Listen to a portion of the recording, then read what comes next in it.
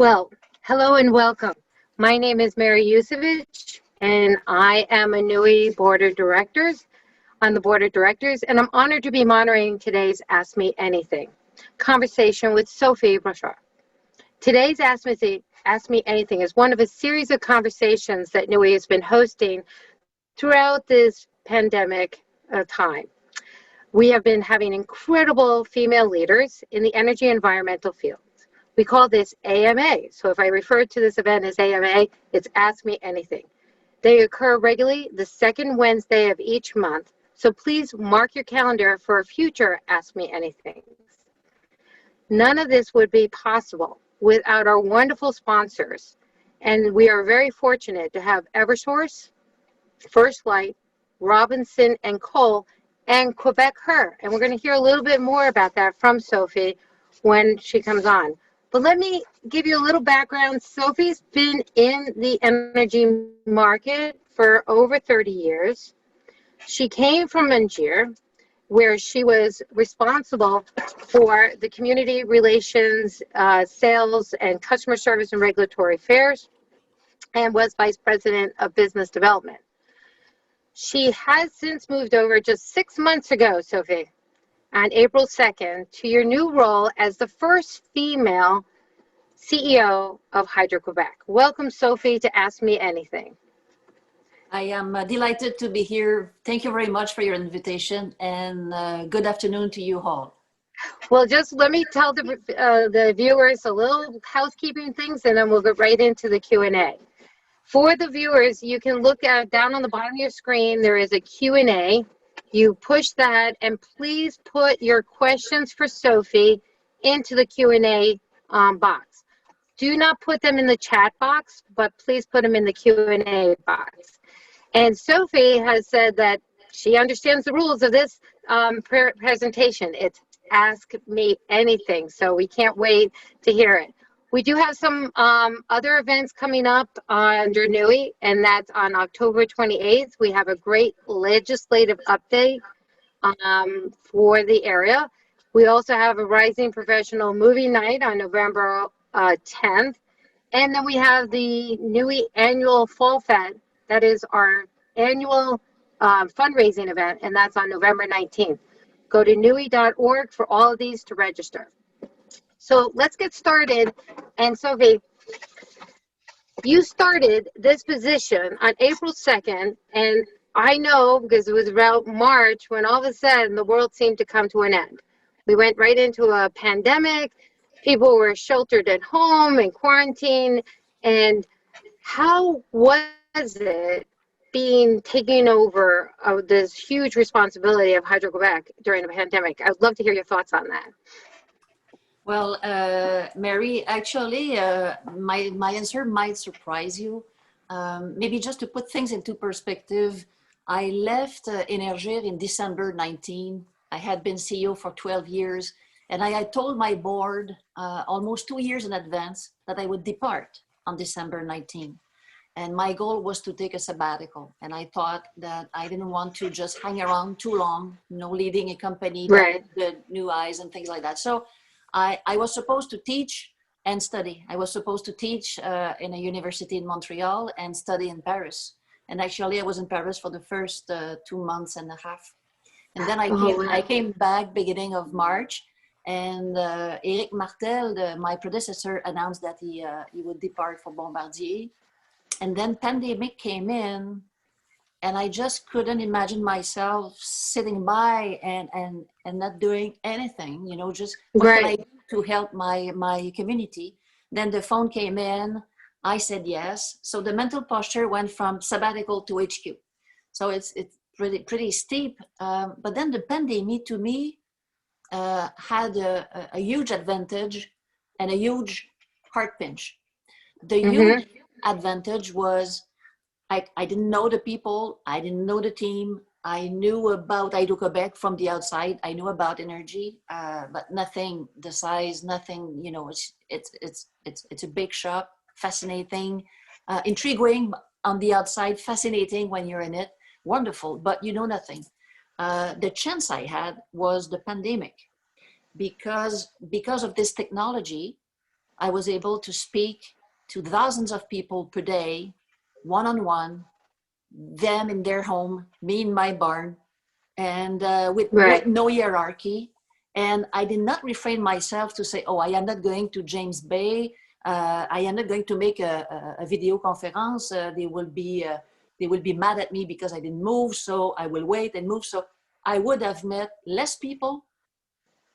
It would have been a bigger hurdle for me to get to know people. And every day I am in James Bay, in Gaspé, and near the US border. I'm all around Quebec, and I get to meet people with no hierarchy, completely flat, them in their bedrooms, often me in my kitchen. I mean, it's just, it was great. That was the big advantage. The big heart pinch, not being able to cross the border. Not being able to do the belly to belly I would have loved to do with you all and your colleagues, and travel New England and get to know you all, know the people, know the communities, get to better understand and convey and study with you what we can do together. This was the big art, and it's still the biggest heart pinch of it all. But today is an opportunity for me to have this, not really a conversation, but at least it will strike a conversation, and that I'll be able to speak to some of you. May write to me afterward, and I will write back and start a relationship, I hope. Well, NEWIEE is very honored that you chose our Ask Me Anything as your first speaking engagement. Granted, it's virtual, but into the States, and we want to thank you for that. We find these programs wonderful because we get an opportunity to hear about your personal thoughts on leadership and women in energy and environment, and also a little bit about, what you see are the issues facing us. And we do have some questions that have come in from our viewers, so I'd like to get right into some of those, if you don't mind. Absolutely not. Who are some women that you wish you had speed dialed to ask for advice, and how have you developed a group of advisors that you do call? That's a really good one. So the question is, who are those women you would have speed dialed to say, I need some advice, like call a friend, and who would they have been, and maybe you did do that. So I'd love to hear that. Yeah, well, I speed dial both men and women. The one woman I would have loved to speed dial is a woman I never met. It's my grandmother. And I am not melancholic when I say that. It's just that everybody says I am very much like her, but I never met her. And she had 14 kids. She ran the general store that my grandfather started, but he would never be there. He would kind of, drink a little. So she ran everything all by herself. And she ran her family, and she was a great businesswoman back in the 1950. Then war, in the 30s, the war came in, and she bought land so that her kids could be agricultures, doing labor work. And she was an institutor, and she taught. And she thought, in those schools out in the wind and in the snow, and when there would be a snowstorm, she would send her oldest boys to get the young institutor to bring her in the general store to sleep with warmth. And I like the story of that woman I never met, because she was both heart and head, hands and feet. And she would be both warm and business. And I hope I could have gotten her insight to be just like her. Now, I would love to speed dial Angela Merkel. I think she's a woman of strength, of values, of principle. She don't mind when people start talking about her appearances, that she dresses always the same. She just do what she has to do, guided by the principles, by humanity, by balancing, business and heart and geopolitics and the right human thing to do. I would love to be able to speak to that woman. I hope I will. Actually, yeah. you are making me think I will try. You should. I will try. Absolutely. You just talked about this great medium we have. It gives you endless opportunities. Here we are in NEWIEE going international. So we do have a viewer who asked a question that is going back to your previous job. Do you mind if we talk about something on Énergir? The question is, right before you left Énergir, the company privatized. Why did Énergir secede power to the fossil fuel giant Enbridge and eliminate opportunities for public input on the company's dealing through shareholders meeting? So I guess the question is, why did Énergir become part of Enbridge? And was there anything that you would like to comment on that? Any insight? I think the sequence here is important. Sure. Énergir had for a long time two group of shareholders. One, a private holding called Noverco, and the public investor who would be able to invest into Énergir directly. At one point of time, and for a long time, it was, I would say, the best equilibrium for the company to move forward and access capital for its project. Within Noverco, the leader of Noverco is the Quebec Pension Fund. And the Quebec Pension Fund had BC management, the British Columbia Pension Fund, some of the municipalities' pension fund along with them. And they had, as a partner, within Noverco, Enbridge. And La Caisse de Dépôt, like many pension funds, had invested in Enbridge a long time ago. At one point of time, and it comes to finance, the cost of capital between Noverco and the public investor were apart. And the cost of capital of Noverco was cheaper than the cost of capital of the public investor. In other words, when an individual invested in Énergir, they expected a rate of return that was superior than the rate of return that Noverco, being held by pension fund, would be more patient and latent on. And Énergir embarked into a vast diversification, notably into renewable. And so the switch of the type of projects that we made that were very long-term, very renewable, and we take on, more risk than the public investor was comfortable taking within Énergir, was such that the Noverco holding offered the public investor to buy them back. That happened. This is how we got privatized. And as of today, and I still speak to them a lot because they're in my heart and they're friends, and I see them going. And when we were there, we acquired Green Mountain Power, and Central Vermont Public Service, and it was a great journey. We learned so much.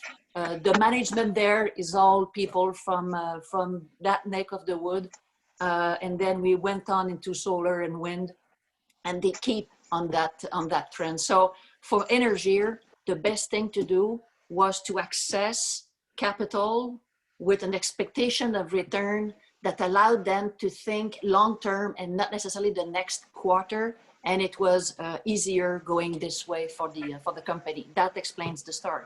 Has nothing to do with Enbridge. Yep. No, that's great. And this is why we have Ask Me Anything, because we get an opportunity to clear up these issues. Yep. We have a person who wrote in, there seems to be more of a spirit of collaboration between environmental activists and hydropower. Can you comment on this? And actually, there was also a New York Times article yesterday talking about this, that hydro seems to be getting some of the environmentalists seeing it as a clean energy resource. So this comes from Julie Chen, actually from another university here in Massachusetts, UMass Lowell. So, okay. Well, let me try to answer that question. As you can hear, English is not my mother tongue. I'm not completely fluent, and I wish I'd be able to have more subtleties, but I'll try to answer it the best I can. I think that one of the mistakes we do in various industries, and we do it within the energy industries, is agglomeration. We say, this is good, this is bad, this is it, and this is not. And I think we all do it. everybody does it. It's easier. We camp and we try to have it black and white. When we think about large hydro power projects, hydropower is great, it's renewable, it's green, blah, blah, blah. But there are some people who have issues with putting together vast reservoirs because, and now I don't have the English word, but it's mercury and it's the emissions, and they say that it creates more emissions than coal. So, and I would say it depends. And it depends mostly, one of the big factor is where is the reservoir located? If you create a reservoir, a large reservoir in the jungle, to make a caricature, to make it really pointing, the raw material that is existing before you create the reservoir is very rich. And you will actually have lots of issues when it will be built regarding the emissions. The reservoir of Hydro-Quebec are, all of them are up north in the boreal country. So it's cold, and the vegetation that exists, that pre-existed the implementation of the reservoir, has nothing to do with what you would see in some of the reservoirs in Southern America, for example. So you cannot say large hydropower is bad. You need to look at what it is. And we have invested tens of millions of dollars with researcher, people who know what it is, to make the research and study. And actually, we've proven that scientifically, with third parties looking at it, that the emissions of the reservoir is in the life cycle is no larger than what you have with wind power generation. Understanding that the wind power generation comes with the turbines and all that, and not with the emissions per se. But all this to say that more and more environmentalists understand that and acknowledge that. The other thing that people see as a contribution to Hydro-Quebec with the environment and the new energy sources is the importance to have reliability of supply of your energy. And people understand, and this is our hope, that the people in Quebec, but also south of the border, in your neck of the wood, in New England, would see the reservoir as yours, for you to develop a backup to your own wind power and solar generation. So take New York, for example. If you take New York and you say, well, they have en masse, and your neck of the wood have a lot of ambition to reduce your emissions. And you have announced, rightfully so, that you will develop wind and solar to answer that. Great, but it's got to be reliable. And you need sun, and you need wind. And when you look at Germany, Germany had quite an issue because they developed a lot of wind, and all of a sudden they needed backup because it was not, for the reliability and the capacity piece of the electricity. So I think more people understand that if Hydro-Quebec is able to come into, let's say, New York or Massachusetts, not only to sell its energy, but also just to sell a service, standing by if and when the large offshore wind or the wind power or the solar facilities of yours are not there all the time, then you can rely on the reservoir. And the greatest asset that we have are the reservoir. And the reservoir have been developed through times, and the capacity, the dams have been developed through times. And for many years now, we encompass the view that we have on the trend of renewable green power developing in the region. So people saw Hydro-Quebec as a big giant flooding the market. It has nothing to do with that. It has to say, we're coming in, supplying clean, reliable energy, but supporting the region of developing its own. And this is where, frankly speaking, I'm driven by. That's what is a big driver for me, because we have so much to do if we work together. And actually, this will work both ways. You see, we can store energy for you if you have too much. We can bring it back to you when you need it.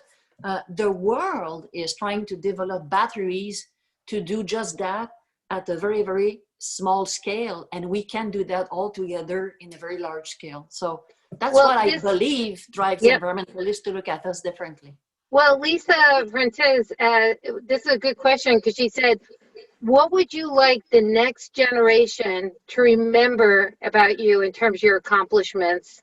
If you had to give one accomplishment during your journey in the energy sector, what do you think that you would like to be remembered for doing?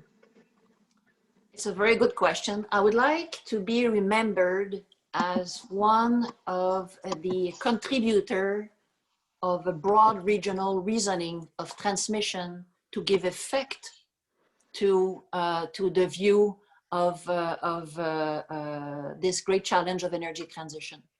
I think we need to view ourselves, we're pretty much a patchwork right now. You get Quebec, Ontario, New York, Mass, Vermont, Connecticut, and Maine, and all that. So we're patchwork. And yes, we do have transmission lines, but they're mostly going from one way to the other, like just a channel. And rightfully so, each of our territories is trying to be as independent as possible, logic, authoritative as possible, legitimate. But when we look at the challenge that we have in front of us, the challenge of energy transition is not the challenge of a state or a province. So it's way bigger than us. If we try to do each of us our little piece, it will be okay. But if we do work together and reason it and say the energy will flow north, south, east, west to allow for each pieces to be contributing as much as possible, wow, we will be in our whole region applauded by the world because we will have done something that is contrary to the actual sentiment of everybody in their own sandbox, having their own little tankas. It's too expensive.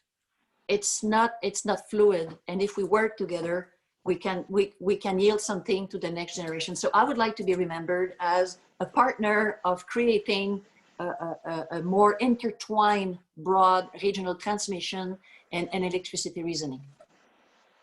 That is interesting because we have another question here about, as a former developer of the wind power in Quebec through Énergir, here you have this future generation question. Is it going to be more hydro? Is it going to be more wind? Or is it going to be a combination? Basically, how do you see this? And do you plan on maintaining existing exports or increasing your exports? So that is a question. So Okay. wind, hydro, combo, yeah. What's this percentage? And is it going to be exported or used in Canada? Yeah, well, I think definitely, I do believe that, again, if you look at the better way, actually the driver of all of us should be the customer. Shouldn't be the producer, shouldn't be the governments, it shouldn't be. So we start with the customer who happens to be a taxpayer, who happens to be a voter, who happens to be a citizen of the world who wants to do the right thing, right? So our industry was developed starting with the production, then transmission, then distribution, and then the customer. And it's true for oil, coal, whatever, electricity. We were built like that because initially it was done this way. Now with all the technology and the hopes and the drivers and the hopes and the requirements of the citizens, we need to revert it back and say, we need to reduce our emissions, but we also have the responsibility to do it at the cheapest way possible. This is not the time to say it's I or it's not. You're dead, I don't play anymore. We have to combine our forces, all of us, to make sure that we have a successful energy transition and we make it as least costly as possible. So my long story short is, yes, there will be a combination, I believe, of wind power in Quebec with the people, the independent producers that we have. We don't have the ambition to be the whole monopoly of everything that is being done in Quebec. Quite the contrary, we want to team up with some of the wind power production, and I would certainly envisage very favorably teaming up wind in Quebec, wind on your side of the border, our hydro capacity that we developed over the last few years, for which we have capacities to embark into the projects that we are looking at in both Mass, Maine, and with New York. And as we move forward, we'll see. And we need to believe ourselves. I do believe in energy efficiency. And I do believe that in Quebec, like in your neck of the wood, we can do so much more. Between 2003 and 2020 in Quebec, energy efficiency provided the equivalent of 10 terawatt hours, which is exactly the contract that we have when we accumulate Mass and Maine together. So no dams, no investment, no environmental footprint, no, that just doing better. So we have the responsibility, I believe, as a utility to help our customer consume less of what we sell. The other thing is that we will disrupt ourselves. We will have localized generation. We will put solar roof on some of our customers, and we'll make sure that distributed generation will benefit not only the specific customer, but the overall community. And again, we can do that together. And who knows what hydrogen will be bringing to all of us collectively in a few years. So I do believe that both wind and hydro on our side of the border and on both sides of the border. So yeah, combination. Well, you're running a very large company, and we have a question here about your just let's get to know Sophie. This is your first introduction to the United States. And what would you want people to know about your personal life and your journey? I mean, you've been 30 years in the energy industry. What would you like to share with us about how a woman, goes from a position that you had in the government onto the private sector and now into one of the largest energy companies in Canada? Because we do have a lot of young professionals that want to see, is there a path forward for them? Well, the path forward, I am being very candid. I never wanted to be in business. I studied drama. I studied music. I went to both conservatories. I realized I love to be around artists. They're still my biggest friends. But I was not an artist myself. I love the creativity, but I knew I was not an artist. So at one point I had to study something. I could have done sociology, politics. I chose economics. I don't know why. I hated school all my life. I was bad at school. Hadn't it been for my mother that pushed me, I would have been a dropout. And at the very last day of my graduate study, I discovered the energy of economics, the economics of energy. I was in awe, and I was passionate about it. And I finally discovered something that was broad enough for me to do, because we were not that much into environment back 30 years ago, back 35 years ago. But it went from the budget of the families up to the geopolitics of wars in the Persian Gulf. And to me, it was like a whole world opened up. So the biggest experience prepared me for what I do is when I studied, I had to work, and I was a waitress for 5 years in a spaghetti. So I served spaghetti balls and spaghettis and lasagna for 5 years, and I learned customer service. Yeah, you do. You live on your tips. They're happy, and you learn that happiness of a customer is not only the service; it's the whole food chain between dishwashing to the kitchen, to service, to debarrassing the table, to moving. Is it clean? You understand that you're not by yourself, that you're part of a human chain that serves the customer. That's my biggest experience. And I still use it because it's, and I worked hard. And yeah. Well, there's a question here. There's a couple, so I'm going to group them together. And, anytime you do these projects, energy projects, if there's not any project that will have not an impact to someone. And for sure. So we have here a couple of questions about the indigenous groups of people that are in James Bay. And would you like to talk about, you're now president of Hydro-Quebec, and how you want to address this question that has been out there for a while regarding the indigenous population? Yeah, well, thank you for the question. It's a fascinating aspect of my job. And I knew I would be able to get to meet, the chiefs and the communities, but not to that rhythm and not to that intensity. It's a part of the job I actually love.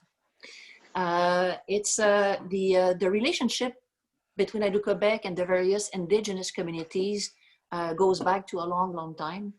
And as you know, the indigenous communities in Quebec, in Canada, in the United States, in the States, were there way before we were. And across the world, and it's true in Quebec, it's true everywhere, I think we're realizing that they had rights, that they wanted more, and that we were not great as a society taken as a whole through the last centuries and the centuries. Hydro-Quebec was created in 1994, essentially, the government bought many utilities here in Quebec and created Hydro-Quebec. Over the last 40 years, Hydro-Quebec made 40 agreements with indigenous communities, all kinds of agreements. When Hydro-Quebec arrives on the spot, even when we think about a project now, dream about it, not start to conceive anything, we talk with the indigenous communities and we try to have their input early on so they can influence what we do, how we do it, the siting of some of the projects we do. Are we perfect? And I said that on many tribunes. Absolutely not. Are we better? I absolutely believe so. And all the communities have different interest, realities.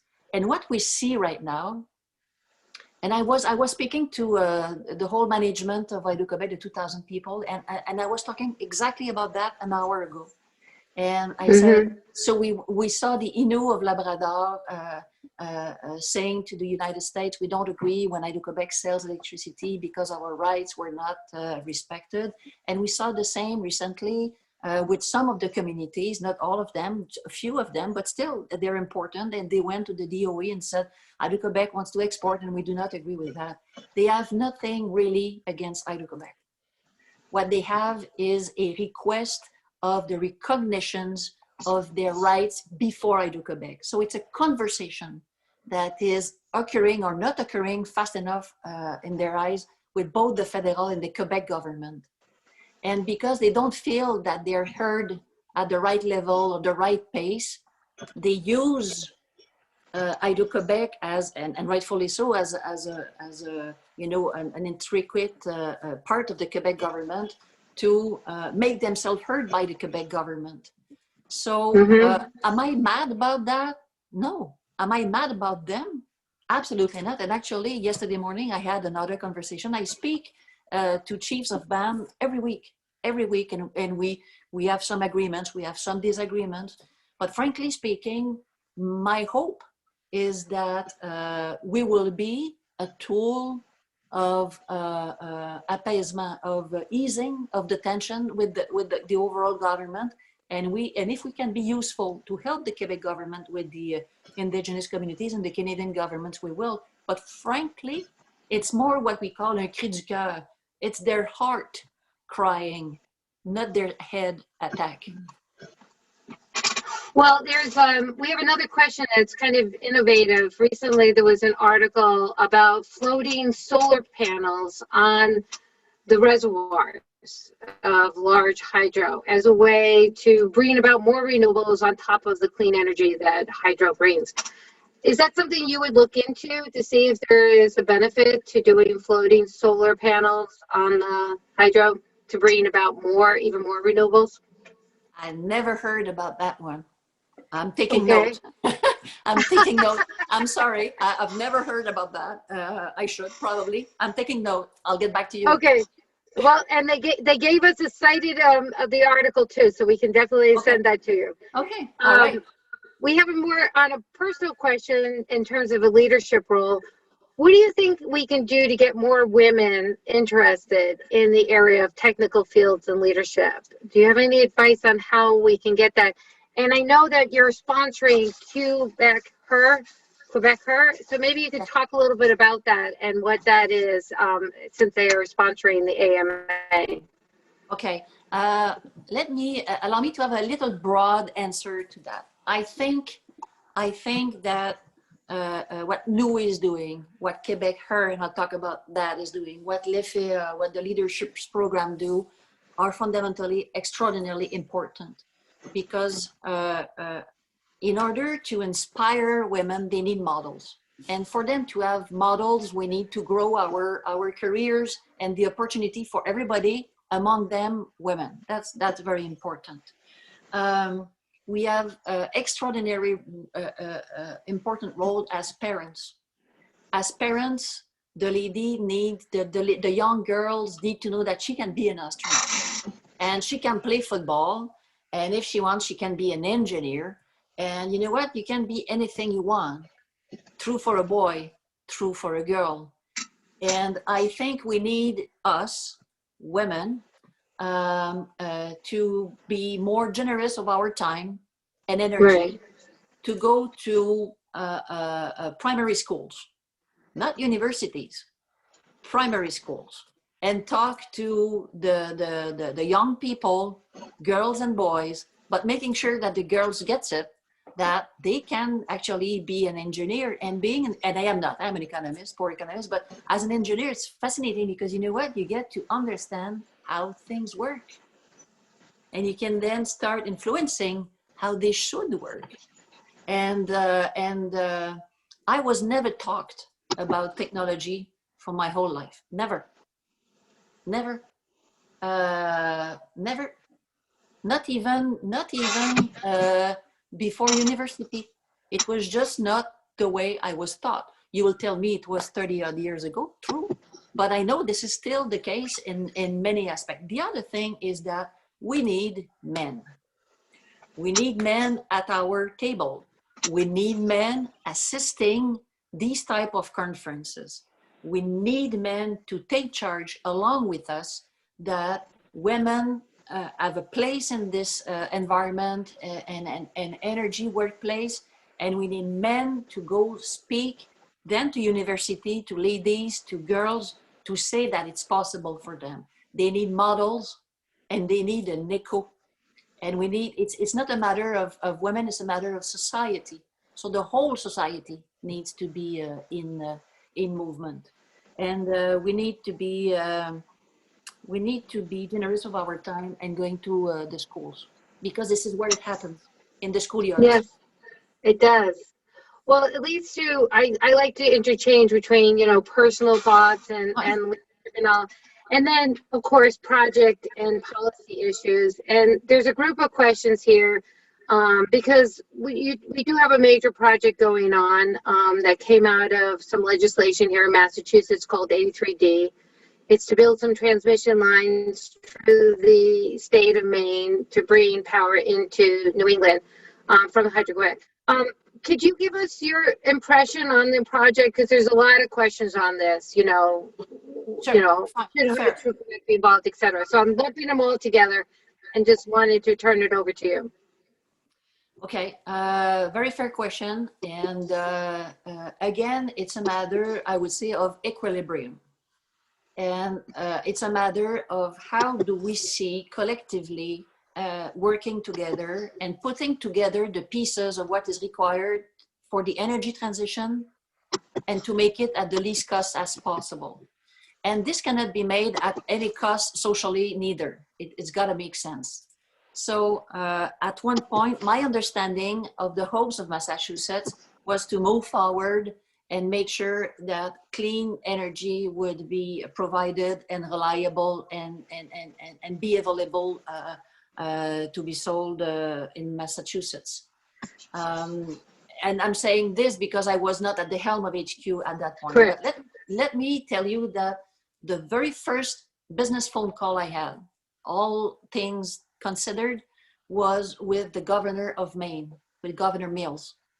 And the reason being that right before Eric, my predecessor, left, she had wrote a letter to him. She had wrote a letter and telling, we understand and Mainers understand that you want to supply Massachusetts. We understand that there is an energy corridor that you want to put in place in Maine. And you and your partner, Central Maine Power, have put together an economical package, and all that is good and it's fine and it's great and thank you. But this is not sufficient. She said that she heard her parties prenantes, her stakeholders saying that they wanted to actually have access to energy, and that the energy needed to be a deal, needed to have something in there for Mainers. And she said to me, it has become very apparent that it's necessary for the project to go forward. Maybe not sufficient, but necessary. And I told her, please, I understand. And we were in the midst of pandemic. And before we talked about energy and all that, we talked about our communities. And she was sharing also how difficult it was in parts of Maine, because parts of Maine did not have access to internet, and everything needed to be from distance. Anyway, I said, please give me a couple of weeks, I'll get back to you. And I went back to the teams and I said, okay, how do we do it? And we came about and did something that we never did before. We never provided an electricity package with a specific discount on it. Every customer, every interface have their own requirements pricing wise. When Hydro-Quebec negotiated with Vermont, they wanted a specific type of pricing and indexation, fine. With Mass, it was fine. With Maine, we came up with an idea that appealed to the governor, and the little challenge we had there was to make sure that it was going to be appealing to whoever would benefit from the contract, because we don't know who will be the counterparty of that. Will that be the state? Will the state funnel it to low-income households? Will the state funnel it to institutions? We don't know, but we needed to have something that was appealing to whoever would be our interface. So that's how I tried to influence the project at that point of time. And so the way I see the project right now is a project where we can bring the energy, where we can contribute to the energy transition aspiration, and where there will be tangible economic advantages for the state of Maine, who need to allow and allows the build-up of this energy corridor. And that's the issue. It's already tough to build one facility. It's demanding to build a linear project, whatever the linear project. And so on the main side, the entity responsible, our partner there is Central Maine Power, and they're the one who are responsible for the transmission line south of the border, and we take care of the portion that needs to be built north of the border. I'm not sure. Did I answer the question? No, I think you did, and I think it's fair to say that it's something you're growing into, because you weren't here when all of the project was inked and selected and all. I guess I think there's a little bit. This is the next question someone asked, because there's a little bit of a disconnect between the role of hydro as part of the decarbonization market. I mean, we are NEWIEE, we're energy and environment. We started this group 12 years ago because we believe that those two are synonymous, that energy and environment are one. What can we do to get people to understand the benefits of role of hydro plays in the decarbonization market? I mean, since there seems to be like this disconnect, and how do you make it where people understand that role? Well, the disconnect, and it comes back to a question you had earlier, I think more and more people understand the complementary aspect of Hydro-Quebec's reservoir and the local and regional hopes of building your own renewable capacity. I think there is more understanding of that. Now, let's call a cat a cat. There are people who are not happy to see renewable energy, competitive renewable energy coming into the market because it displaces a more costly energy and a more emissive energy. That's reality. We're not coming to displace anybody. We're coming to serve an aspiration. And this arbitrage between fossil and not fossil is one of regional governance, right? We don't impose ourselves. We don't say, here we are and you need to use us. There was a decision made regionally by the stakeholders of Massachusetts, to take this example, who said we need these type of energy. So after that, there are people who are not happy. But the platform to express this unhappiness with the actual goal is the place of regional decision about the energy mix. And then there are concerns about line transmission line, which I completely agree, and they're legitimate questions, and all of us need to do everything we can to answer the questions, to alleviate and mitigate the impacts. But there are also some of the people who are not actually in agreement with the goal, who attack the transmission line in order to not achieve the goal. And that's another game. This is not a game in which I'm playing. I'm somebody that wants clean energy. We say we're part of the solution, not the overall, we're part of a solution, and let's work all together with everybody to achieve that. If somebody is not happy with the goal, they shouldn't be fighting the transmission line. They should be making their point at the regulatory forums, I believe. Well, there's another question, and there's a series of them about this whole transition into a cleaner energy environment. You came from Énergir, which had fossil fuel, and while you were there, did your position or your opinion on climate change while you were working in Énergir? Did you see the fossil fuel and its impact? And I guess that's what the person's asking, So if you were dealing with a young group of professionals, how would you address fossil fuel to them and its impact on the environment? Yeah, well, fossil fuel, we need not to demonize any energy. No energy is perfect, none. One is cheaper, another is more transportable, another is more environmental friendly, another is readily available, another creates job, no energy is perfect. And the world is so complex that we actually need all forms of energy right now. The challenge is to use each energy where it has to be used the most intelligently. You go up north in Quebec and you say you get rid of fossil fuels, you close up north Quebec.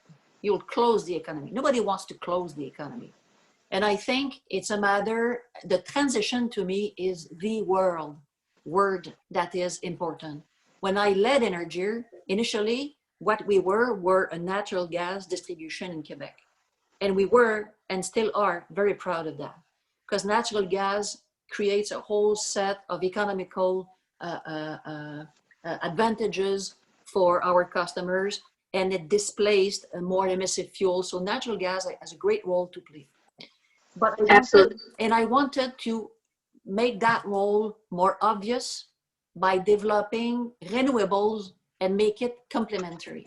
So one of the things that we initiated, and it's launched and it's growing, it's renewable natural gas in Quebec, made with residual stuff from your tables and biomasses and all that. I do believe that you will inject 0.5%, 1%, 2%, 5% through time to alleviate even more the impact of natural gas emissions into the network. But let me tell you something more important yet in the example. So I never demonized an energy, and I am at HQ, and here is what we're looking at. Quebec has this very clean power, right? we have this renewable and competitive, and we are into this energy transition.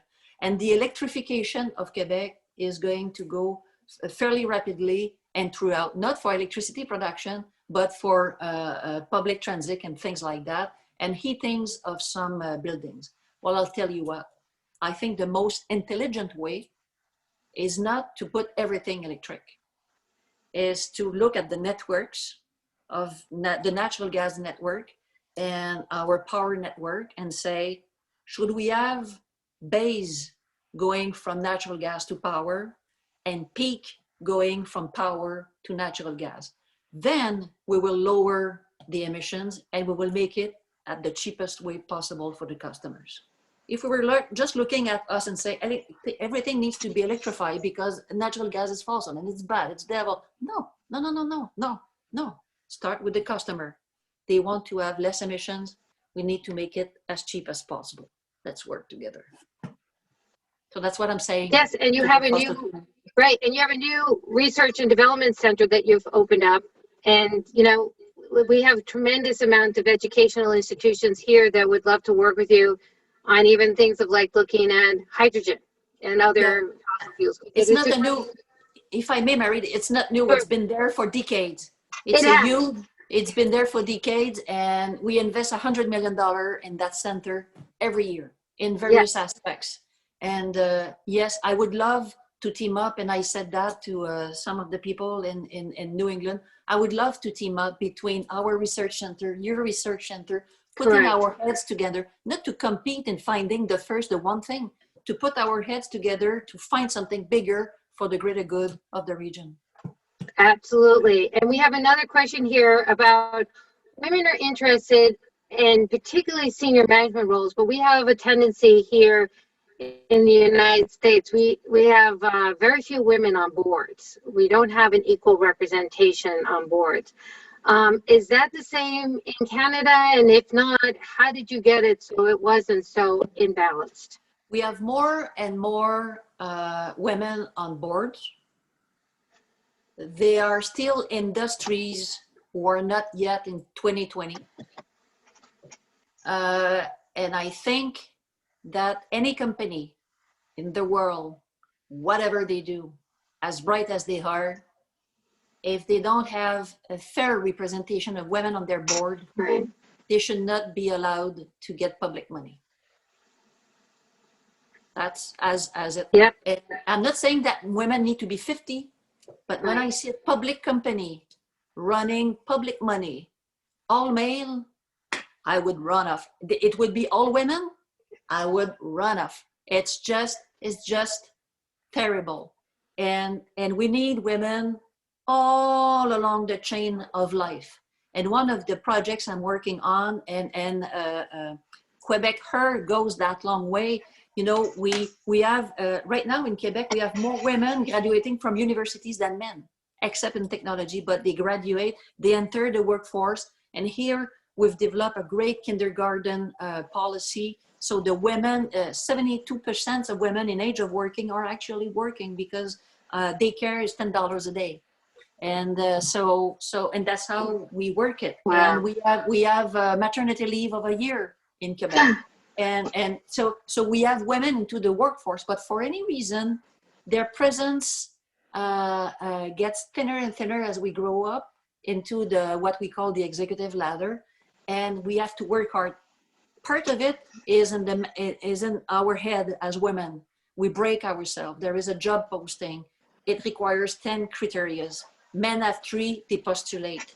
We don't have 9, we do not. So piece of it comes to us, but piece of it come to us too as manager. And I have to tell you that one of the things that we cannot accept, when I open a door and I see a meeting at HQ, and I did the same at Énergir, there's 5 men around the table. I said, so what's the issue? And they say, there's no issue. There's an issue. There's no woman around your table. You're thinking about something. There's no woman. There's an issue. Yeah. And so when they come and they say, we've developed a plan, you've developed a plan, and who worked on that plan? And if there was not sufficient number of women, not 1 out of 10, 1 cannot do anything. We need a group to get a spin doing. Then it's not a plan, it's an idea. Come back when you have a plan. I love that. Women will. So it's but it's tough. And me as a CEO, I woke up, I was 50. I woke up to this reality. My epiphany came way too far because I didn't have an issue. And I started to be alerted by other women. And this is where I embarked into this journey of helping other women as I can. Not because I'm stupid. I'm not stupid. I just didn't, I was not exposed at that reality.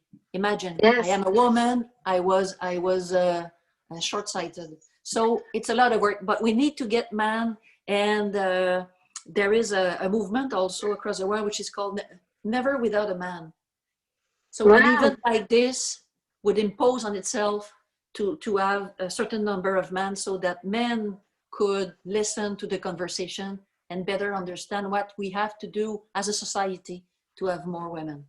I love that. Well, we only have a few minutes left. The hour has gone by so fast. Oh, it's. I wish I could have you questions. I wish I could have a conversation and ask your folks questions. Let's. You're now part of the NEWIEE. You're part of the NEWIEE family, so you will have that opportunity when we're through this pandemic. But I ask everyone this question. We're collecting them, and then hopefully we want to put them in a book. This is the final question. Can you recall a piece of advice someone gave you? Who was it? Did you reject it or did you act on it? Oh, so I remember it. I remember it very well. Great. I share it every time I can to young people who have not started their job yet, because I think the sooner you get it, the better off and the more happy you are. It was given to me. I was just starting to work by a Dutch guy who lived in Connecticut, and he had worked for a large company called Union Carbide. Anyway, and he was just a big, just like very smart. And he came to me. He was a consultant in a company, which I was with him for a couple of days, and he said, Sophie, come in. I said, okay. And he was a bit deaf, so I needed to be close to him, and he was close to me. It was weird. And then he said, you are smart, but you need to understand, if you want to be successful and happy, you need to surround yourself with people stronger than you are. And you know what? It's going to be very easy to find. Wow. And did you follow it? Did you follow it? So my whole life, I That's always awesome. surrounded myself by people stronger than I am. It's true. It's easy to find.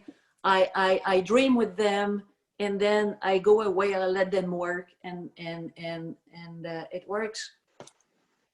Well, Sophie, this has been a pleasure. The hour flew by. Oh, thank you so much. Thank you. And we Thank you, really, Mary. we just want everyone to know these Ask Me Anythings are a great way to get to meet people. It's on the second Wednesday of every month. Please remember the Fall Fest on November 19th. I hope you join us, Sophie. And I can't wait till we get to meet in person one day. Oh, absolutely. Thank you so much. Merci. That's my. Be safe. Be safe. Thank you. Ciao, everyone. And thank you, everyone, for tuning in. And we'll see you next Ask Me Anything. Take care. Right. Bye-bye. Peace. Bye.